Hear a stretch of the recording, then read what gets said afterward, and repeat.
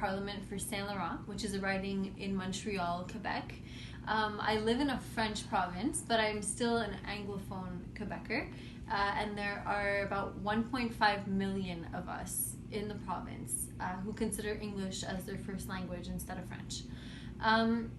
That in itself has quite a few challenges associated to it, but I always felt that it was really important for me to learn the French language to the best of my ability and to practice it as much as possible.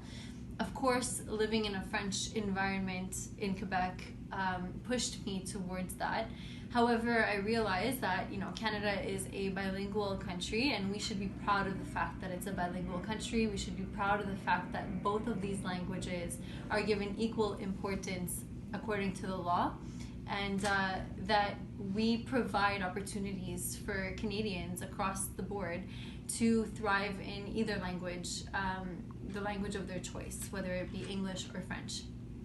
Now, I believe Anglophones should strive to learn French as a second language, and I believe Francophones should strive to learn English as a second language in order to really expand their opportunities to their fullest potential.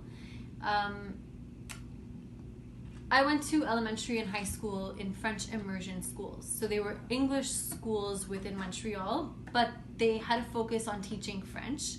And so I learned French in school. And I can tell you that even though I was always, doing relatively well in French, I was always in the 80s. I would get grades in the 80s.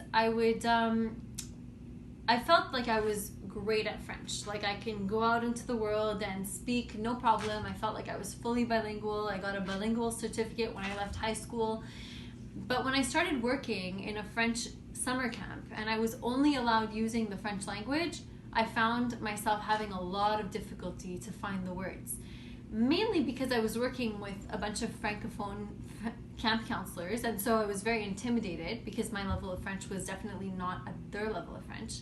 Because unless you speak French in your home or with your friends or in your work environment, you're not going to reach a level of French where you can actually be completely proficient. So I began working at that French summer camp. I threw myself into this environment where I had no choice but to speak French, and I significantly improved. So when I went on to Cégep, I did amazing in my French courses at the Cégep level, and I was actually in classes with Francophone students from French schools, and I still did really well because at that point, after a full summer of only speaking French, I had improved that much more. And then I went on to university. I became a teacher, a high school teacher, teaching history and geography. But even in Montreal English schools, in order to teach history and geography, right now, it's done only in French. So I needed to go take a French exam in order to teach history and geography in an English school.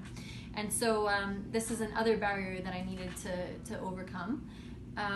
Because these French exams were very difficult. They weren't your typical,